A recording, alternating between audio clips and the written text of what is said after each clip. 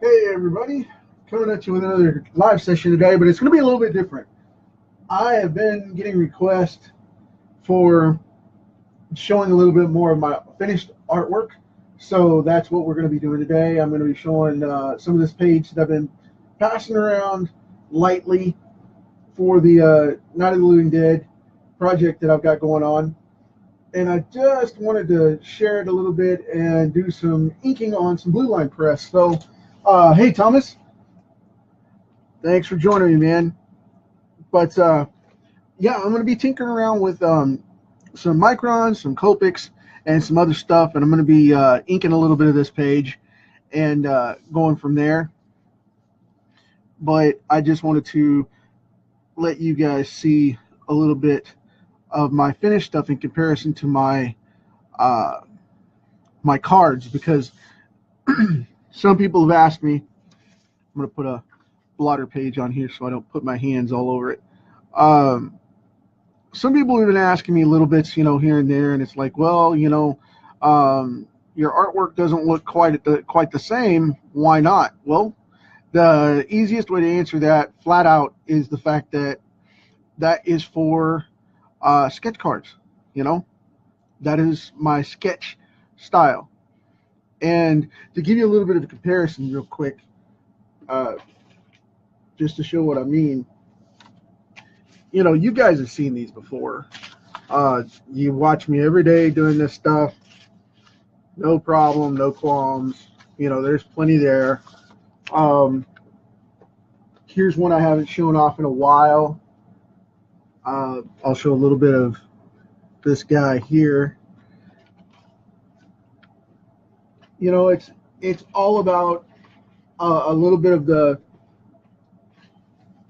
reflection of what I'm doing, and this being sketch card stuff. So what you're getting here is more of my finished artwork style. It's a little more detailed, and matter of fact, it's a lot more detailed, and I know it is, because of the fact that I do it that way on purpose. So, I just want to kind of come in and show you guys a little bit of what's coming up because of the way that I do this. It's a little bit different. I go in and pencil the heck out of these things, and when I say I do a few pages a day and I come out with this kind of work, people get to kind of look at me funny, as it were. But I really, really enjoy this. So, and I don't do my borders until I'm finished, just to smooth out my edges. That's an old thing, I like to close my edges that way. And if it comes up, cool. If I overshoot or whatever, that's cool too. But yeah, I'm gonna work on this for about probably the next half hour or so, 20-30 minutes, right around in there, because I've got to finish up the last page of this tonight. And I didn't want to wait until it was completely done before I brought it out, but I wanted to get on there and show it. I've been asked about that a few times, Thomas. I've been asked about that a few times now, and I appreciate that, man. I tend not to do too many cons because of the fact that my work is so heavy, and I keep my workload very, very busy. And I'm going to try and get out there sometime this year. I've got a couple of things I'm looking into doing this year because of the fact that people have been asking me so much. But right now, I stay so busy, it's either do convention stuff or do, finished pieces. And that's more of the line of what I want to do. I've been building comics for the last 12 months. And the reason for that is because other than my inker, Luis, he has been pretty much my right hand, but even he's had to move on to other projects, and because he's booked up so much.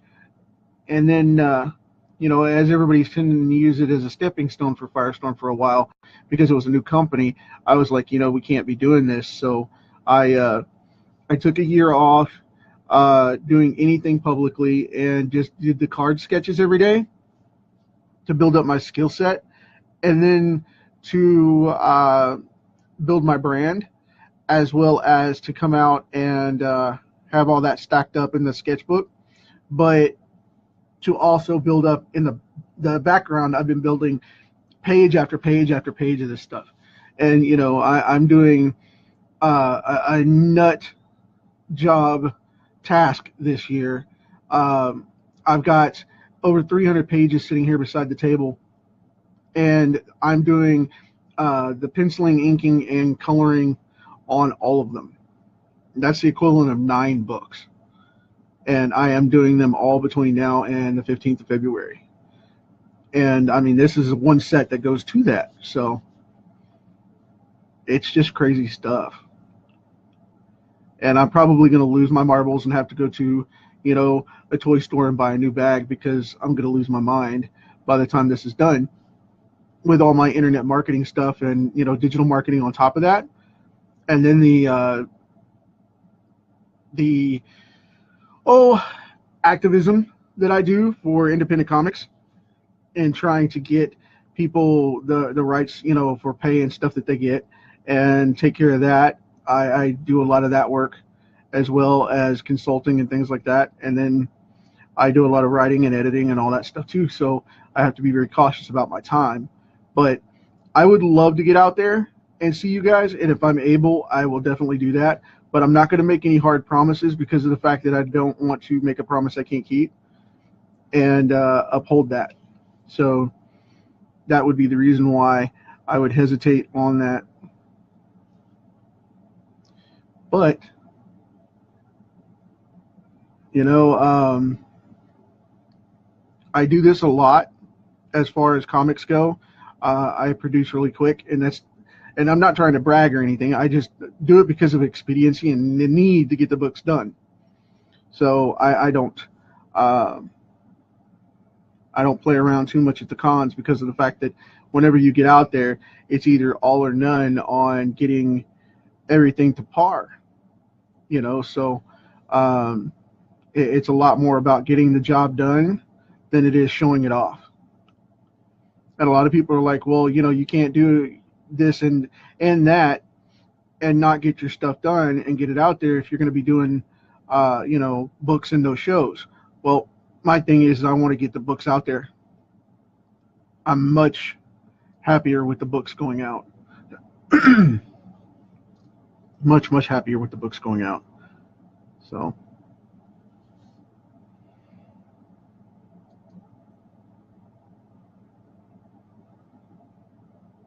I'm just going to seal this off here.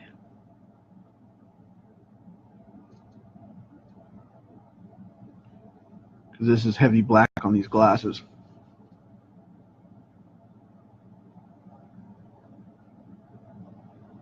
And with these pens, it's a lot easier to, you know, fill in the blacks. But I have a Copic brush I use over here as well. I'm kind of picky about it, but and if you guys want to see this in comparison, really quick, here's the actual pencil page. I don't want my camera to blow this up here. There you go. That's the actual pencil page there. And as you can see, I don't close those borders because I want them to stay open. But yep, that's how I do it.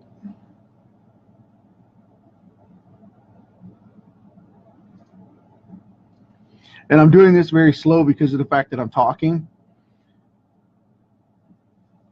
But if I was to do this right now from start to finish without saying a word, it would take about maybe 90 minutes. Excuse me there. I forgot to turn my phone down. I don't know what's going on there. get that volume down so it doesn't interrupt again. Sorry about that. My bad.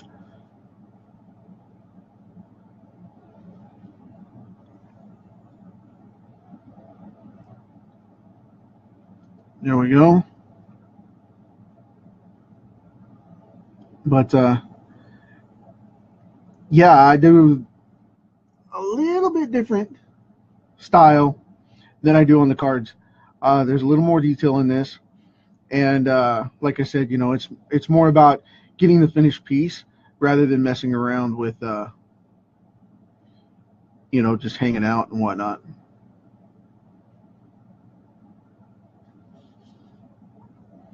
Because this is a little bit different level. You know, when I put my name on it, I have to stick it out there and say, okay, this is my work. And so many guys just fluff through this stuff, and that's not my gig. That's not my thing. That's not what I want to do.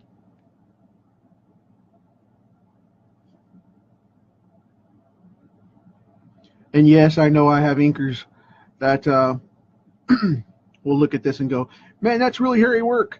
Well, the thing is I build my inks up too, so I'm okay with that.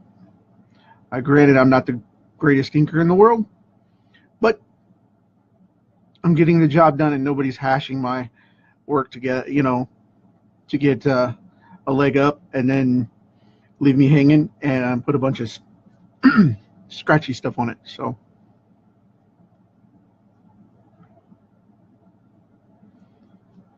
because I don't like to see inkers. I love to see inkers have their own style, and I love to see that built up. But I don't like to have inkers go into my work and then, you know, cross-hatch it, you know, like I said, cross-hatch and feather it to death. I don't do that. I ink what's there and move through.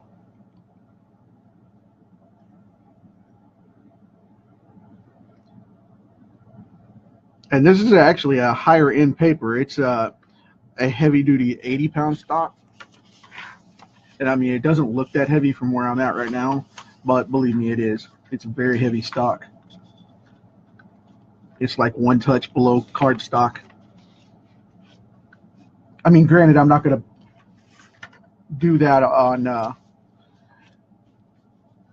you know, standard comics because of the fact that what would happen if I used a heavier stock than that, what would end up happening is it would suck up all the ink, and then over time it'll fade. So I don't like using heavier stock than this.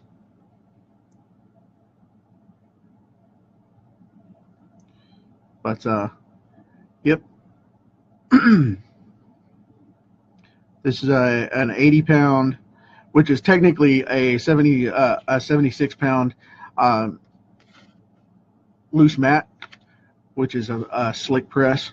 It's a water pressed paper, so it has a higher pH balance and holds onto the ink better without flooding it all over the place. I buy it by the case and print my blue lines on it.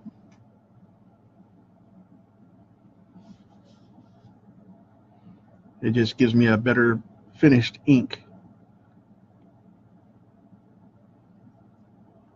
It gives a lot better saturation, and it doesn't show the wavy lines in the ink, you know, the line marks near as much.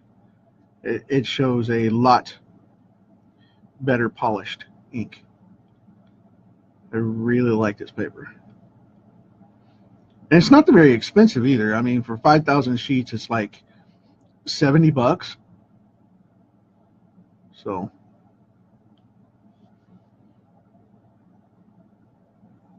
and I also have a thinner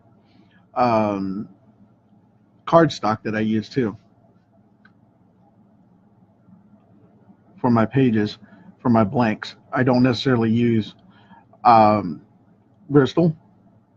However, I used Blue Line on this one because it's what I had handy at the time.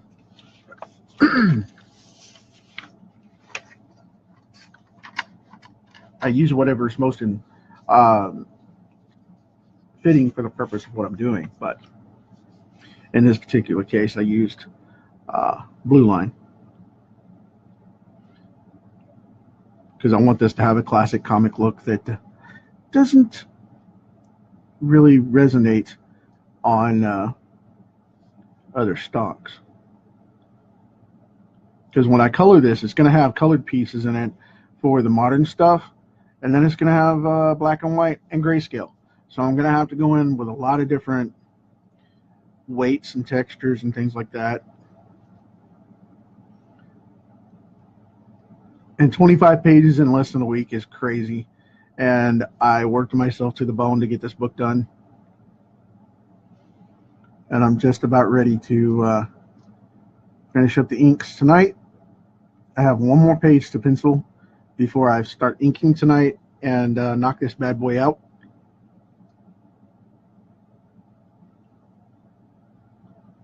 So, and a lot of people look at my timeline and they ask about this because of the fact that I've built this one out over a couple of days as I was working on the rest of the book, because I wanted something to show you guys, you know, and that's the reason why I did that. So, because it's like, well, if you do it so fast, why did this page take so long? It's because I did panels on this thing over a couple of days to show you guys what's coming up.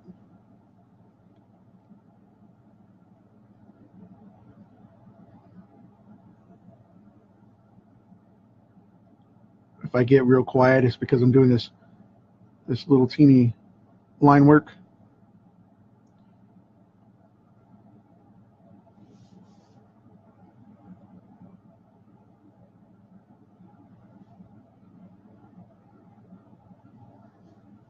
So just want to be cautious and careful about that.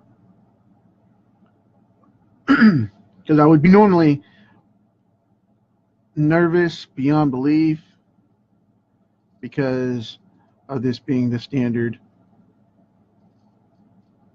work that I'm expected to do for these projects. And I don't want to screw it up on camera. So that's a big stress point. But the cool part is if I do, it's blue line so I can start over. That would suck to waste that much material, but it really wouldn't matter as much because of the fact that I can go back and, you know, redo it if I need to.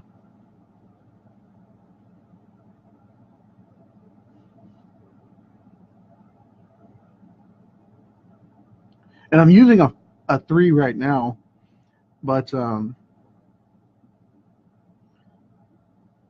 have smaller pins. And like I said, just so you can see it, there is a half right there. I was not joking around. I mean, if you guys know what's going on with these inks, you can see. But those tips, that's microscopic in comparison. I have that for finite work, but I prefer to use the 3 most common. When I ink, I burn through a ton of these things because of the fact that I get after it and knock it out. So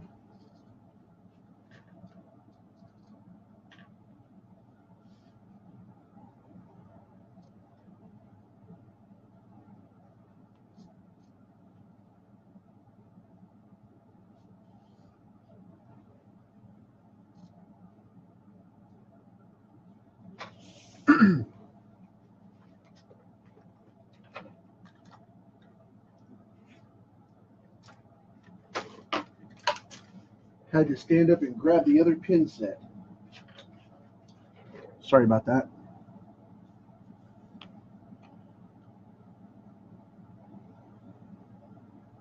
With my side light, I probably blacked out half the table.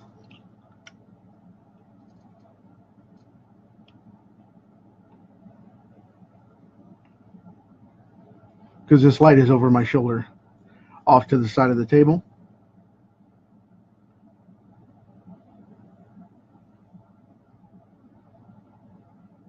Yeah, I'm gonna have to grab another set.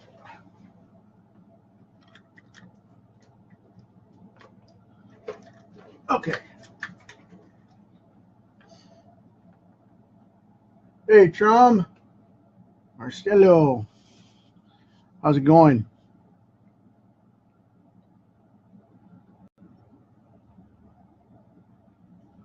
So you guys can see what's going on with this real quick. Um, I'll start getting into some of these heavier blacks here in just a moment to start marking some of this stuff off. And then I'll move to another section so we can see a little bit of the finer stuff. But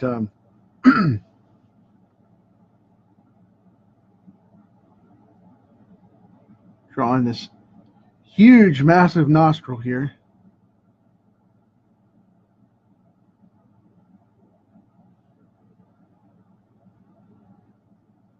And see, it's a little bit different demeanor when I'm inking like this and working with the finer stuff because of the fact that, you know, it's one of those things where my focus is a little sharper.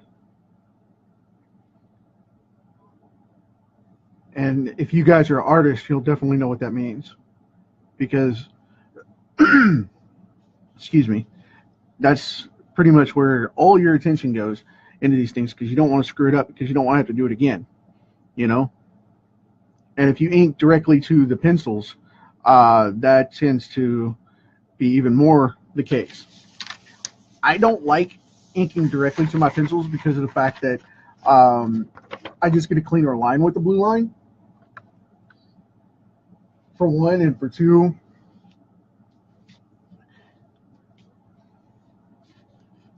hey Marcel, thanks man, I appreciate it. And for two is the fact that as I go on with these things, it just tends to be cleaner and it absorbs the ink better when it's blue line print. And if you guys want to know how to do this at home, I have an industrial strength printer. What I do is I use an office printer, an office jet, and I use my paper, like I talked about before, and set it for 11 by 17, and then do fit to output. So it's going to be reduced like 7%. And when I do that, it fits to the page, and it tightens it up just a little bit for me to fit on this particular output. And what I end up doing is dropping the blue ink. I use typical run-of-the-mill printer's ink that you can get anywhere. You don't have to buy that expensive blue line stuff. I know there's a lot of people that like to do the photogenic, not photogenic, but the non-photogenic blue. You don't have to buy that $50 ink for that purpose. You can buy the standard sienna and just go at it. You know, just drop it down 30%. Use a light blue out of your Photoshop selection and drop it down to 30% and print the page off. That's what I do. I don't do anything special about it other than the color settings and controls, and make sure it fits on the page. And then I put out about a 10 by 15 set, true scale, and just go at it. And this is what you end up getting, you know. Just to let you guys know a little bit more about that, you know. So if you decide to do your blue lines at home, you can print those suckers off and have no problem. But a standard ink cartridge, don't, you know, it'll depend on your printer. But don't do this with a bubble jet, and don't do this with a crappy little printer. Get yourself a good, you know, $200-300 printer minimum. Mine cost me almost $700 at the time, and I've had it for 2 years, and I bought another one. They're both HP. They're the 700 series. One of them is the 7600 range, and the other one is the 77. And they put out really clean blue lines.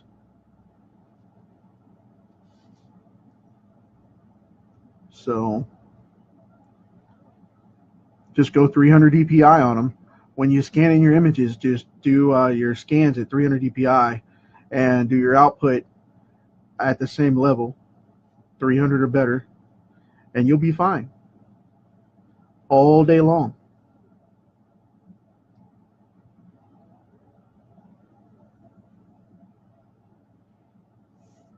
So I'm going to get out the brush here and brush this out a little bit. Where is it? There it is. Bear with me, I'm changing pins. Now, I'm going to go straight at this thing.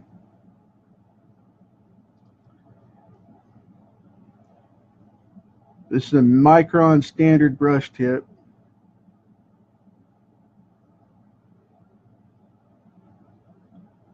And I have no problem using them. I love these tips. Just be sure, like I do with the Microns and the Copics, when I use the markers and you guys see me paint, just be sure and rotate your tip, you know. Just turn the pin just a little bit, just like that. No big deal. If you don't, you will pay for it dearly. Because what will end up happening is you will wash that sucker out. And if you mash it too hard, that's when it'll flood out on you, because of the tip getting saturated. So be sure and handle it with care. Cool deal.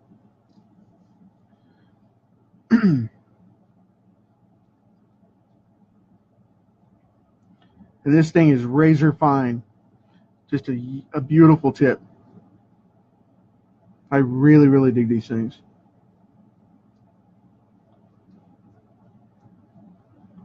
This is what I wish a nub would do. Not a nib, but a nub, because I mash them down to nothing. That's why I jokingly call them nubs. I always have. But if I could control a nib tip like Jim O'Reilly, he's really good with a nib. But he uses tech pins because of the fact that they're faster, you know.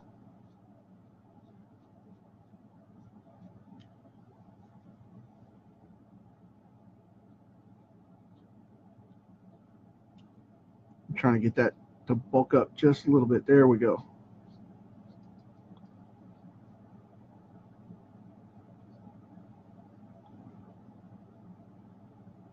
For that outer edge there, so I don't screw that base up.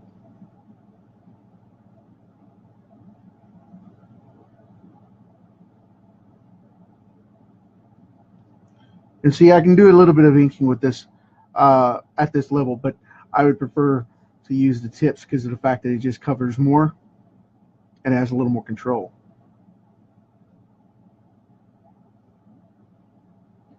But I want Johnny's face to look a little rough here. Now I'll go back to this pin so that I can fine line that before it gets hairy.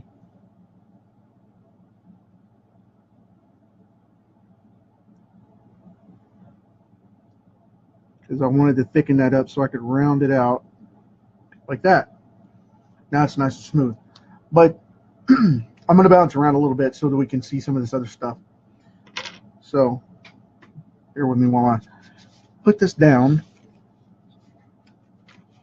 Now this is the cast of the original show. This is Barbara Belair here. She goes by Betsy Cooper, which is her married name in the script, but that's her from the '68 original movie. So I wrote this as a follow-up to the series for the film. And as she got older, she got more of a heavier chin like her brother Johnny.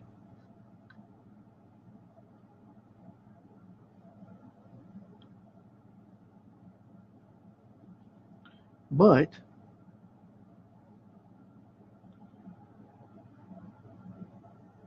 there we go.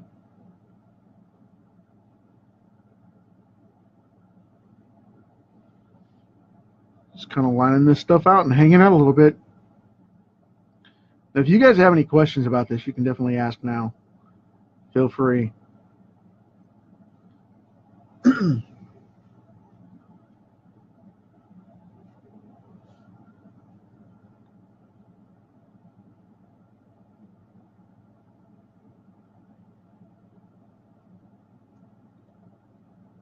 There's my trademark hooked nose. I do this with not just comic characters, but any character I draw. When I do portraits and stuff, which I hate doing, I've had a couple of portrait commissions, and I dig doing the work, you know, but I don't trust myself or entertain the fact that I'm good enough to draw, good enough at portrait drawing to portray someone's face. You know, I mean, that's permanent. But I tend to do that hook no matter what. It's something I picked up when I was a painter. When I was younger, I was interested in painting really heavy, and that's something I picked up from that. But yep. And I know she's got rather large nostrils, but the thing is, she's got a really blocky nose, so it's bulbous. So that was the reason for that. But she's 84 now, and that's going to be where it's at. That's the way I designed her, so this is what we have. Some people will be like, well, what happened, man?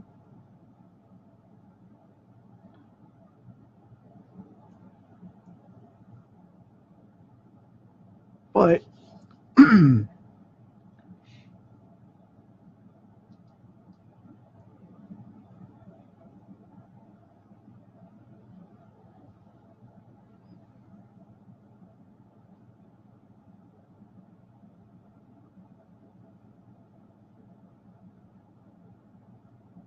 giving her very stressed brow there, because she's doing flashbacks here where she tells her side of the story of where she's been for the last 50 years.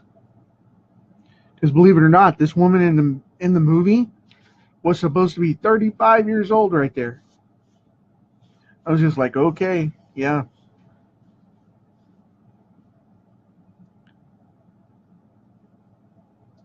I did a little research as to why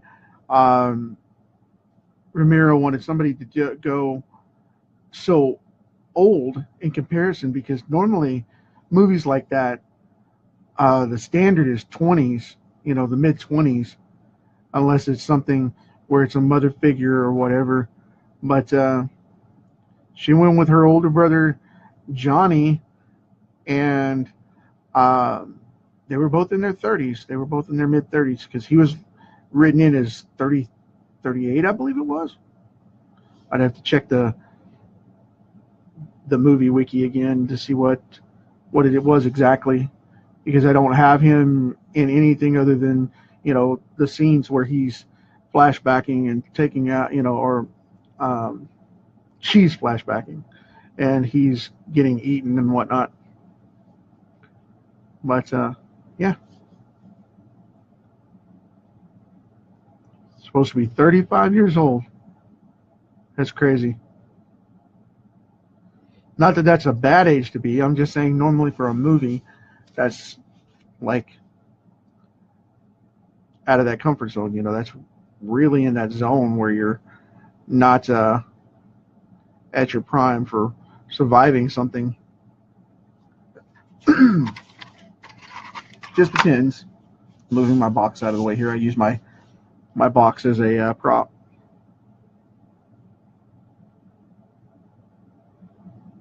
A lot of people tell me I'm insane for doing that because of the fact that they, you know, say, well, one slip and you screwed the whole thing up. Well, you know, it's pretty much that way with anything, in comics especially.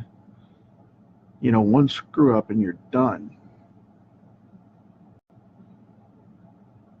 But I'm not that super sensitive about it, especially with blue lines, because I still got the originals. You know, if I knock over an ink bottle or break a tip on it and it goes crazy, then I really don't have to worry about that, because I can go back and print it again. I mean, yes, it's wasted that time, but better than wasting the original artwork. And that's part of why I do such heavy blue line printing and save the original pencils. Because until the project's finished, you know, you never know if you're going to need it or not. And printing technology just wasn't there back in the 60s when everybody printed over their own stuff. I mean, right up until the mid 90s, we didn't even have technology to do that with common printers. You know, that ink was really expensive, and it wasn't very durable like this is. So I like doing this kind of work right now because of the fact that, like I said, I can turn it any direction I want and just have a blast with it and not really worry about it. Don't be afraid of your project. Don't be afraid of your materials. Get in there and get it done. I'm going to kind of put in a highlight right here. Now, even though that I'm going to color this, I'm going to go in and put this in and blacken this out, and I'm going to draw this thing like I originally laid it out, which was a black and white style, because I wanted to do the book with remnants of the film and the way it looked, and then turn around and have it color for a big section of this thing. And like this piece will be color over here where she is, and then it transitions into the gray for the flashback sequence, which you'll see on those two panels. So I have no qualms about that. I love doing multimedia like that, and it's fun stuff. Definitely a blast. And like I said, I'm knocking this out really, really slow and steady so that you guys can get a good look at it. But for the most part, I would have probably already had this blacked out, because if I'm not talking, then I don't have to focus on that. But it'll get there. It will get there.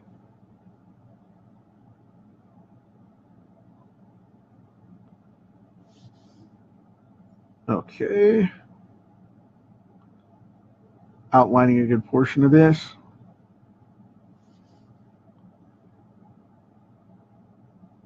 In my animated style, you know, like I said, I always talk about that. And with the way this works, this detail is a little bit different because the detailing is a little more aggressive.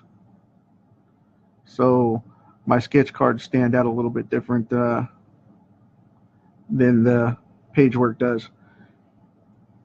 I got asked about it offline, and it was like, hey man, your sequentials are great, but you do so many different styles. No, I don't.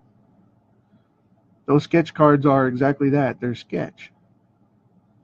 So makes a little bit of a difference.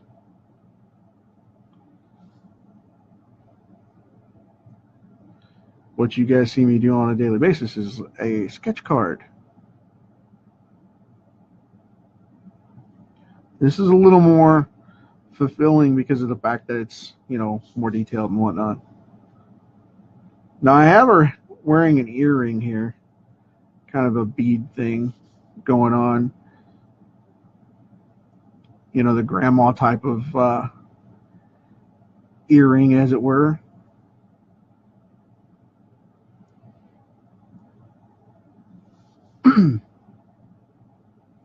Even because she's on her deathbed doesn't mean that she has to, you know, look any less kept.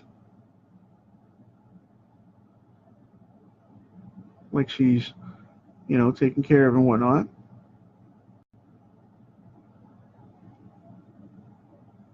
So I like to put in little accents like that because people don't think about that kind of stuff, you know. It's like, why put an earring on her? She's in the hospital. They wouldn't let her have that. Oh, yeah, they would. Yeah, they would. Well, if they're going to defibrillate her, they can't do that. And yeah, depends on what she's got. In this particular case, she gets to wear earrings. Why would you do that? Nah.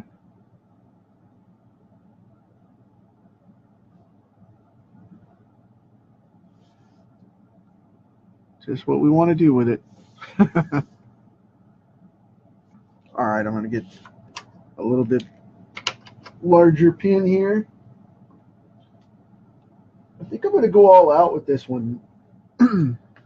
I've got an 8 here, but I've also got a 1. I think I'm just going to use this 8 and go in and kind of thicken this out. Because I could go back to that brush, but due to expediency and me having to get through this thing, I am going to use this 8. It's a little more forgiving than that brush is with the fine line stuff. So I want to be able to get some more of this done and not take 2 hours to do it. I like to give the ink like a 10 or 15 count before I go back and touch it again, because what will end up happening is it'll start to flake and sink into the paper, and it'll get what's commonly known as pop marks or treads, and I don't like doing those. I don't like those in my artwork. I don't. Go in here and saturate this real quick.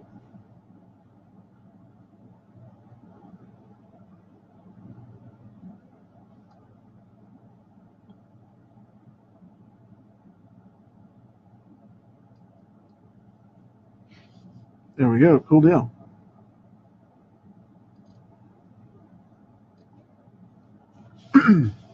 It's always cool to see this detailed stuff pop up a little bit and come out, you know, a little heavier.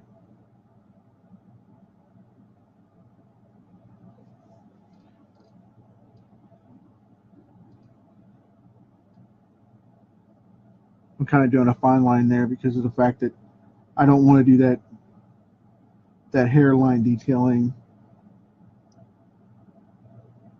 with the way this works out. A little ridge of light in there.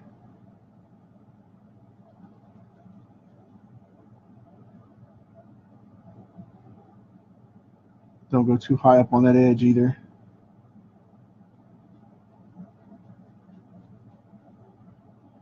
But yeah, I like to stay simple and clean with it and just go in and brush this stuff out, you know. So like the other ridge of this glass, I'm going to leave that, but I'll take a big chunk of this arm out. Now this is the zombie arm of the guy that actually grabs him when the couple come up. There's 2 or 3 of them that come out of the woods after the first one comes up, and he says the famous line, "They're coming to get you, Barbara." And then you see 3 or 4 zombies come up, and what they're doing is they're grabbing him as she's getting away. I'm just going to outline these real quick, and they're going to pop up real simple. I mean, that's it, man. I mean, they're very simple, clean shapes.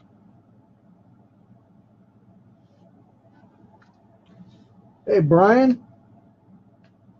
Bart and Eddie made it too. Cool deal. Thanks for coming on, you guys. I appreciate it.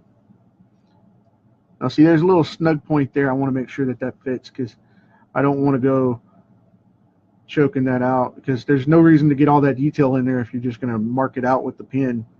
That would just be lame. But what I'll do is I'll go in behind here with this, like that, and just kind of outline them a little thicker in some of the key points.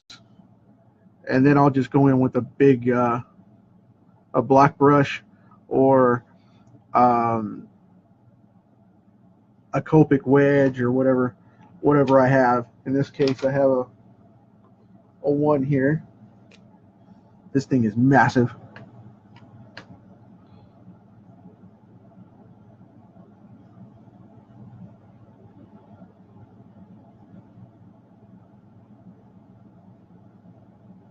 Just kind of ridge around some of this a little bit to darken it up and get it started.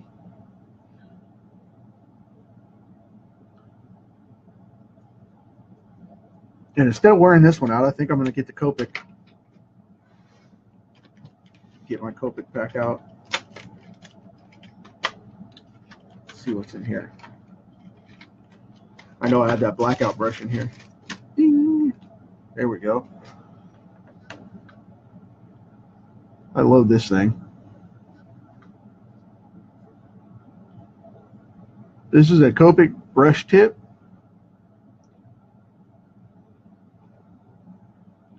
It is a brush M, which is the medium, and it has great control on it because it's a stern tip.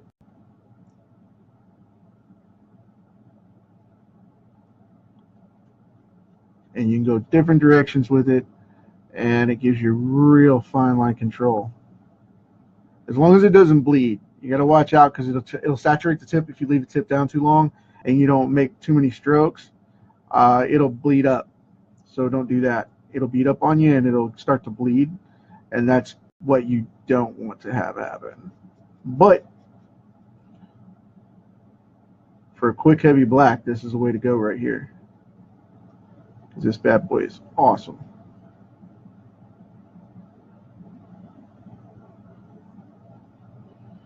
Very smooth lines, but my hand's not as steady, so I'm being very cautious.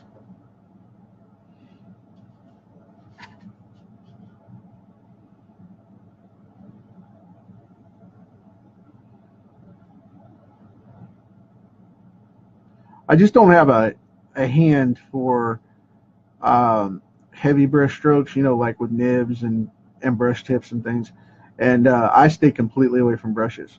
I'll use brush pins like I was just using, but I stay completely away from brushes because I will, one, I break them down because I'm heavy-handed, and two is the fact that I will ruin a piece of artwork very, very quickly with that. So it is just a freaking crime. Trust me, it is a crime. So what I'm going to do here is I'm going to go one or two more of these, and then I'm going to get back up into this other stuff.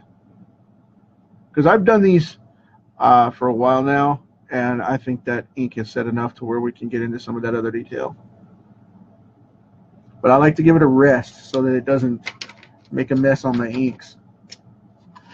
Now I'll get back into this face a little bit, start working my way down, and then get back over to those glasses over there. And the funny thing was that when I designed the reporter that's up here in the corner, I gave him horn-rimmed glasses as well, and didn't realize that Johnny had them in the film.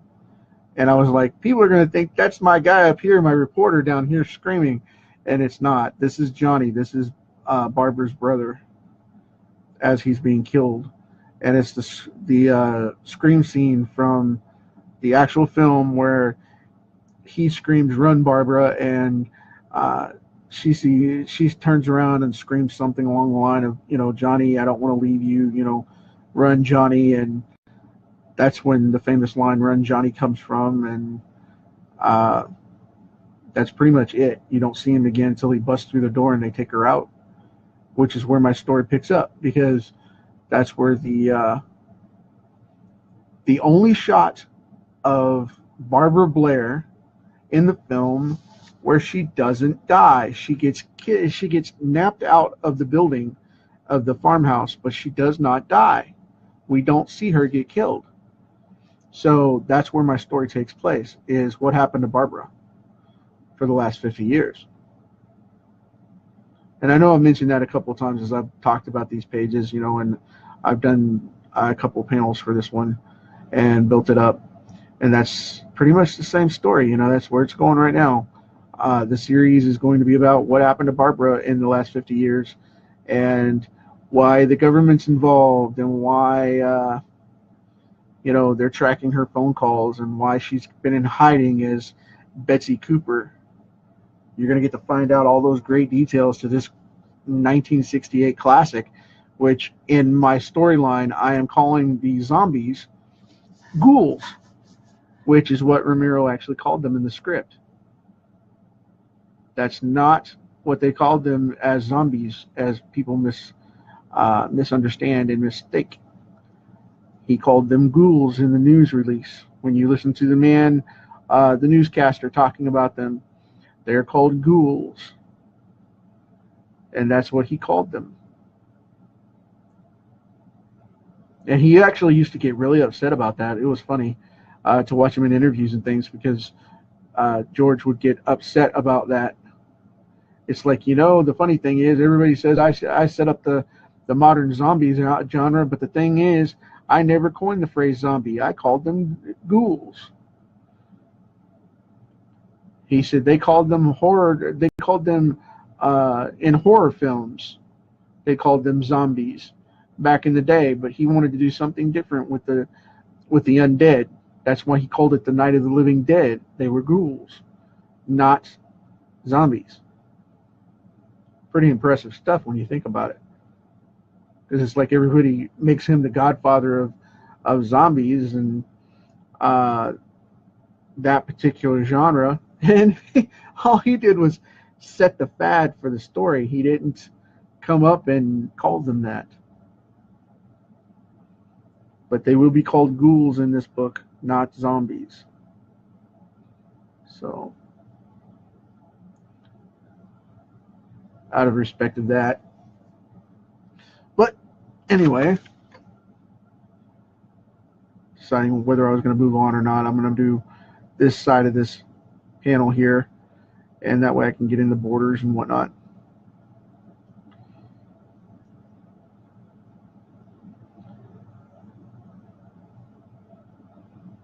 And the irony is that he created the genre, but then lost the film because they didn't copyright it properly and trademark it when they released it to show it to studios. And they did a public screening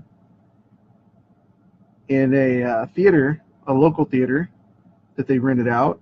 And when they showed it, they didn't put the copyright on there. And when they showed that, they passed a copy of that film around to test it everywhere. And when they showed it, they didn't have the copyright on there or trademark on there.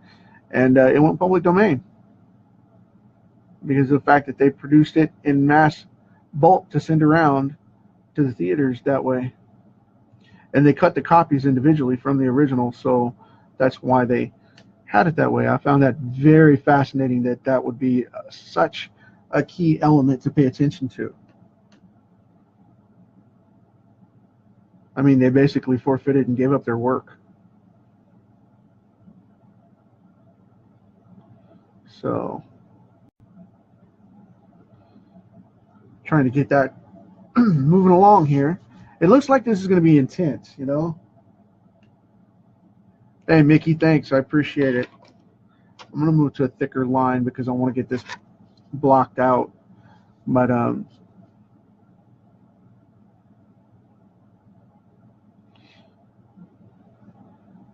yep, it's going to be an awesome series.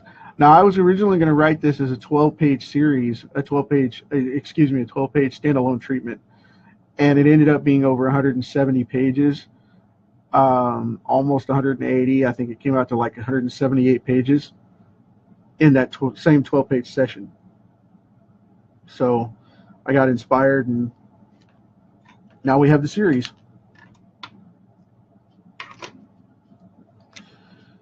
Just saying. Now, if you see these pages underneath here, these are my regular blotter pages.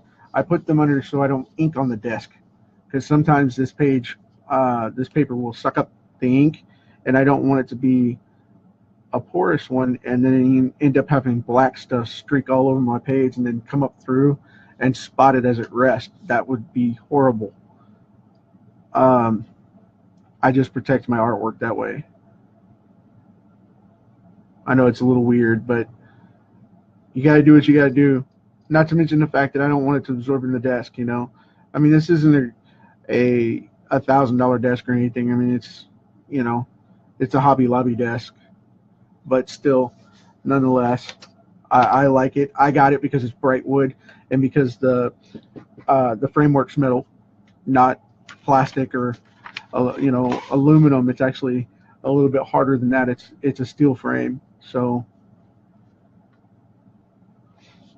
it tends to be easier on my heavy-handed work. However, I've noticed when I color this thing, these cards and stuff lately, when I color on this thing, it wobbles quite a bit. I didn't realize it was that unstable until then, and I'm going to sure that up because I've got a heavy metal cabinet that I'm going to put against the back side over here so you guys can't see it, but I'm going to put it up against it so it'll stabilize a little bit. Put in that little bit of brushwork there. Come on, come on. My blotter didn't want to move.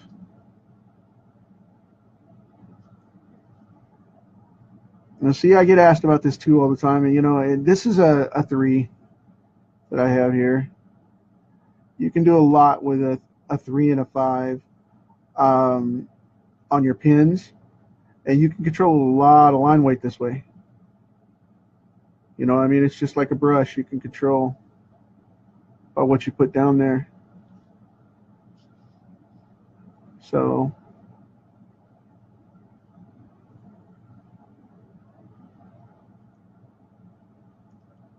I like to start super fine with it and then build up a little bit. That way I can get the ink to saturate.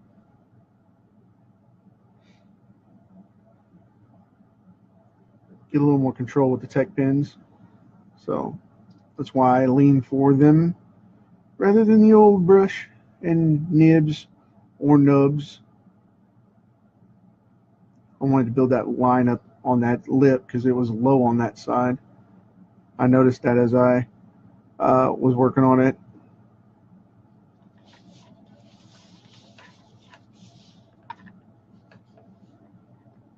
And go ahead and put in these individual teeth. A lot of guys won't draw individual teeth. I do. I like to draw the individual teeth because it just gives it a little more organic realism without going too realistic, because my style is exaggerated. I don't like going realism at all. But I do like a strong character form. And this allows for that.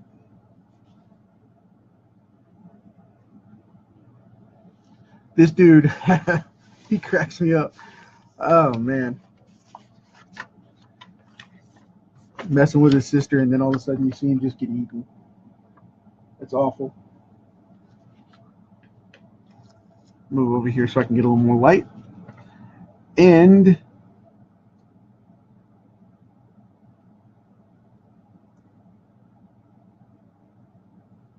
I'm just cutting in all the details. Like I said, I draw exactly what's there.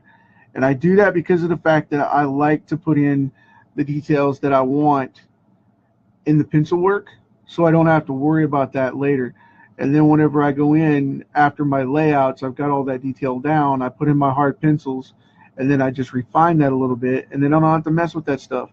You know, when I lay these out, I lay out the entire book at one sitting. And I know I've mentioned that before, but the reason I mention it now is because of the fact that that's just one of those things I like to reiterate when I do these, because I lay out the entire book and then I go through and pencil the entire thing. And the only reason I have one page left is because of the fact that I waited to finish up another book that I had in the stack first. Just lined them up that way, and that's the way it went down.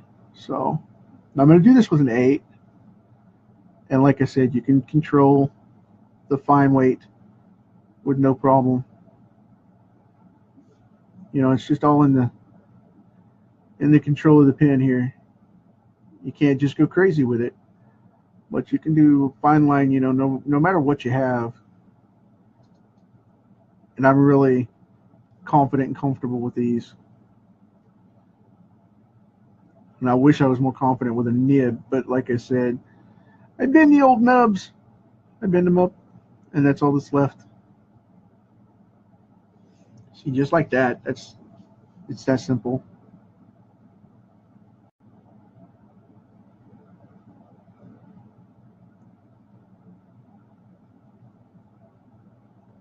Just like that. And if you get a little hairy on the end, just bring it out a little. No big deal. I see people as like, you can't control a pen the way you can a brush stroke. Yeah, I totally agree. Because when it comes to a brushstroke, I'm going to cover half this page in freaking black ink. You can't be doing that.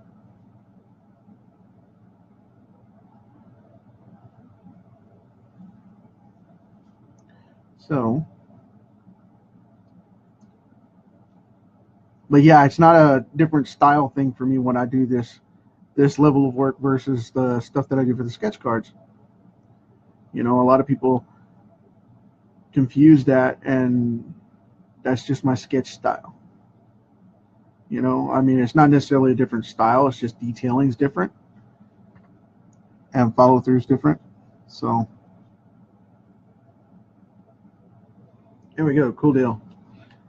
Yeah, he's coming along all right. I like it. I like it. All right, I'm going to go back over here some and give that a rest. And then I'm going to call it, I'm going to ink in this bit.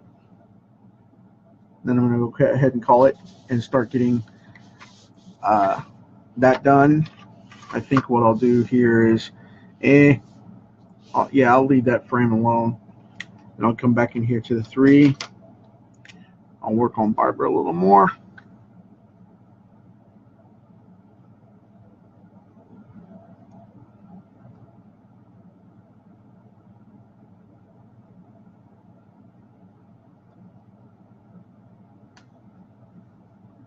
Just like I said, you know, it just takes pacing and getting it done.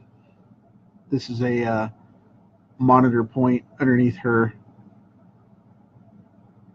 gown here, as it were. Thicken that up just a little. And like I said, if it looks a little raw, that's fine by me. I don't really care about that. I would much rather it be solid and raw rather than be broken and not filled in. Just to get a super clean line, that's just not my thing. Putting a little bit of that clavicle on there so she can have the old collarbone. She's got some structure. I'm going to finish up this part a little bit. And like I said, then I'm going to move on because I have another page to do this evening. And I don't want to keep you guys for like hours on end. I might come back later and do some more of this. But as for right now, though, this is going to be the card section of the day. You know, because I just want to get as much of this done as I can, because between now and the 15th, this book is going to be ready to come out, and I don't want you guys to get held up. Okay. Just like that. A couple little details here and there. I really, really, really dig doing this. So I'm going to block this off. Put in that knot on the back of that gown there with the little tassels hanging down a little bit. It's just the, it's where her nightgown's tied up, you know, her hospital gown's tied up in the back there.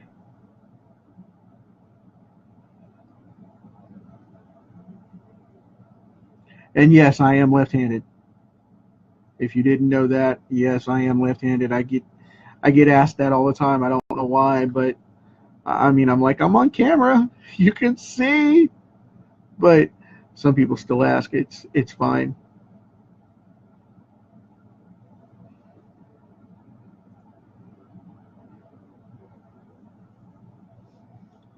Okay, just kind of sectioning this off a little bit so I can get up underneath that neck. And right there.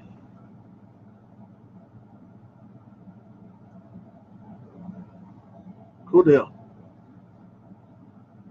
I like it. Black the back of this neck out just so she'll stand up a little bit more. A lot of people won't do that, but I'm gonna, because of the fact that I want a hard line there. to break up the monotony.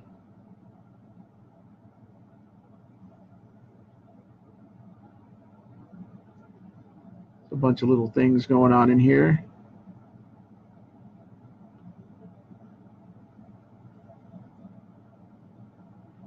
No qualms, no problem. I like it.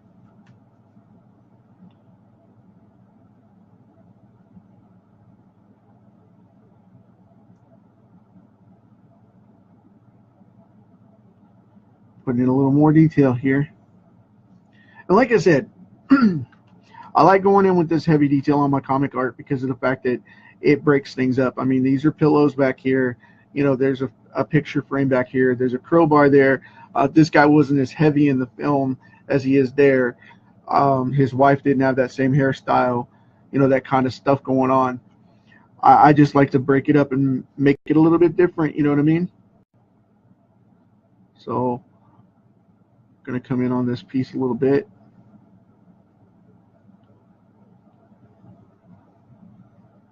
That was the reason I went around with that, because this will be color, like I said, this will be color, modern, and this is going to have a grayscale black and white or blue gray kind of look going on for the flashback sections. And this is just to tie the original story back to this one within these pages so that we can see that and how that played out. And in this book, we're going to call this the 68 incident. It is not Dawn, you know, Day of the Dead or any of that as a follow-up kind of thing. This is dealing directly with Night of the Living Dead, and we're going to call it the 68 incident, when the government comes in and labels it that, and Barbara is involved, and we're going to see all that happen in the first few pages here. This is going to be a fun book. It's going to be a fun book. It's going to scare the crap out of a lot of people that have zombie phobias. If you don't like Walking Dead, don't read this book. If you don't like The Night of the Living Dead, don't read this book, because it will creep you out. I am guaranteeing it. It is going to creep you out. I'm going to do the top of this pillow here just to kind of frame this in.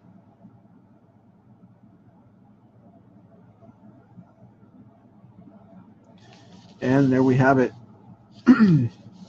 Cool deal.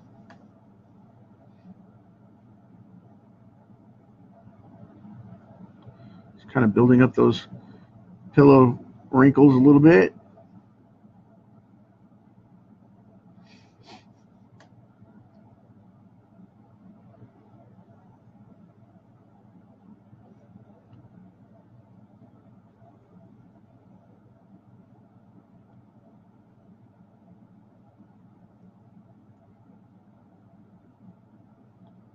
So, as you guys can see, you know, like I said, this is a little bit different than what I normally produce.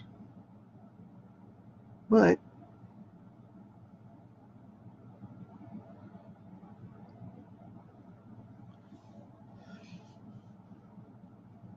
it's just finished work is all it is.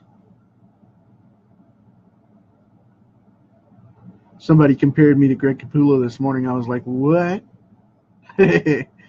No. Greg is the master. That guy, he does way more detail than I do. His stuff is just grittier than mine.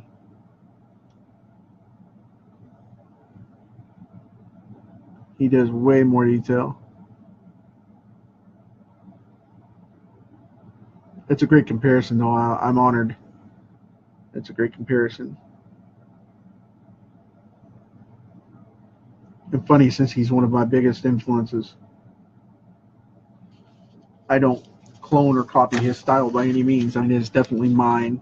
But, yeah, to know people see that influence is a great thing. You should have influences that show up in your work. That proves that you're doing them justice in the influence and style of adapting their techniques into yours, and making great pages because of it.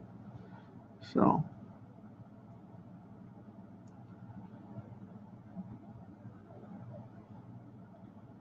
but I've drawn like this for some time now, so a lot of years. Lots.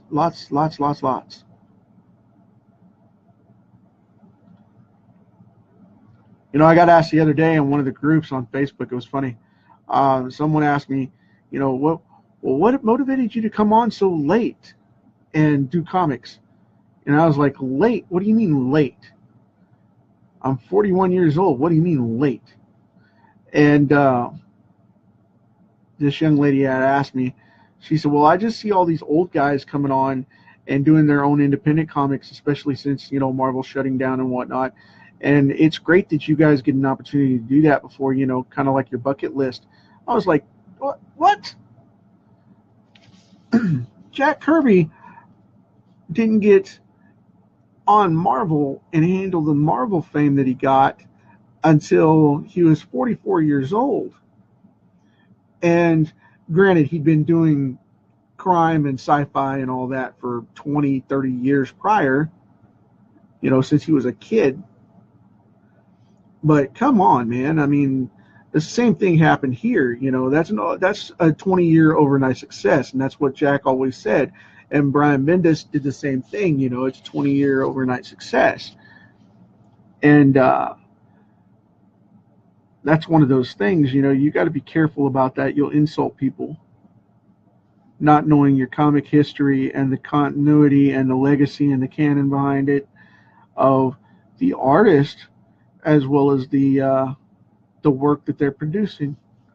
So, you know, I just found that highly amusing. I got a laugh out of it because I was just like, really?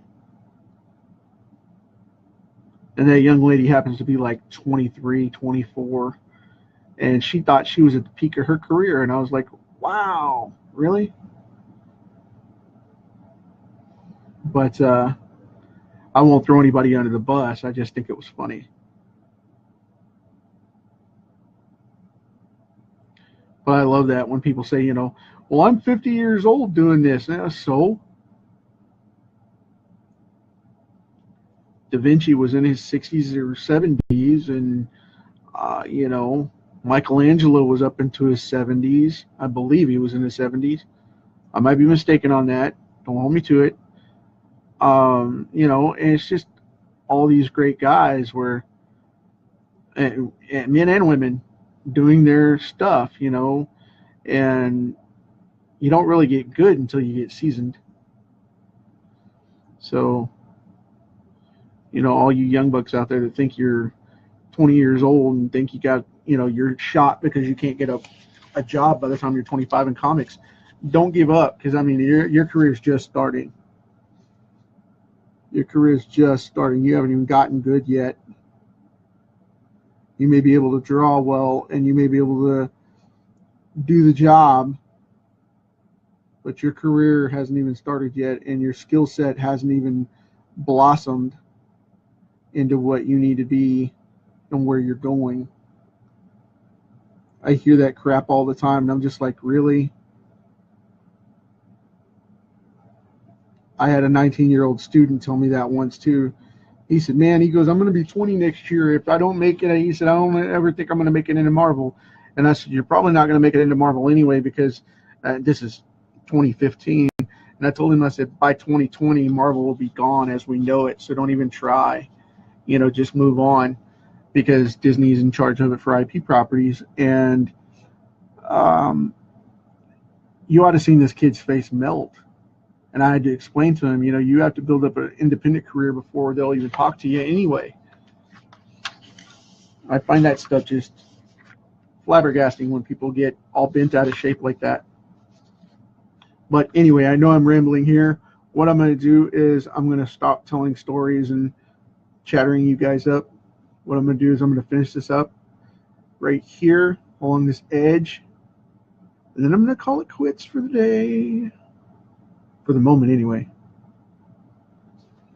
And I appreciate you guys hanging out with me and stuff. Hey, thanks, Raymond. I appreciate it, man. I appreciate you coming on, buddy.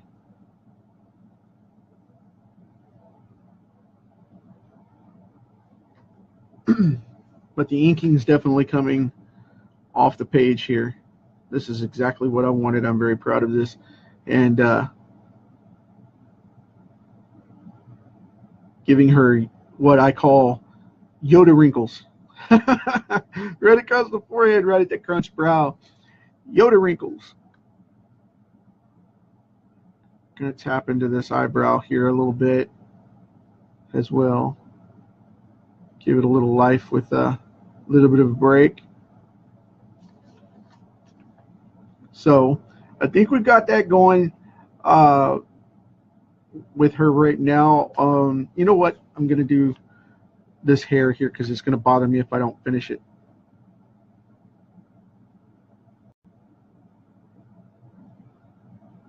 But this is a couple pages in with the series. I'm not going to disclose which one it is, so you'll have to read the story to catch up. But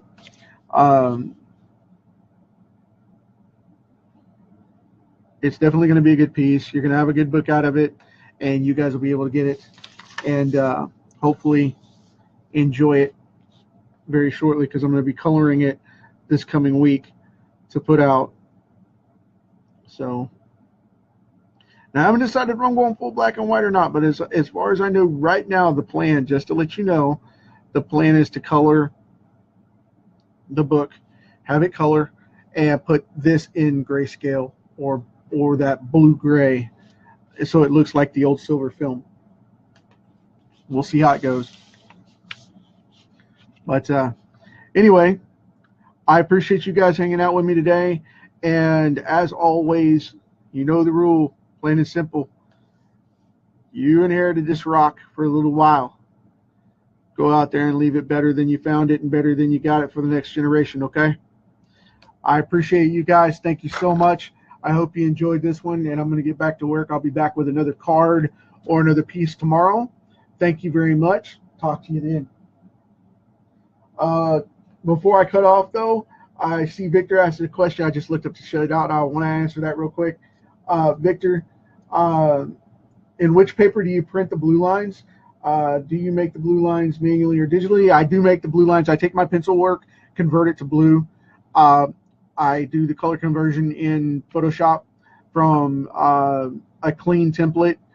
And what I do is I take my pencil, scan them in 300 dpi, and then convert it to the blue. And instead of printing the final print as black ink, I put it as blue, 30%.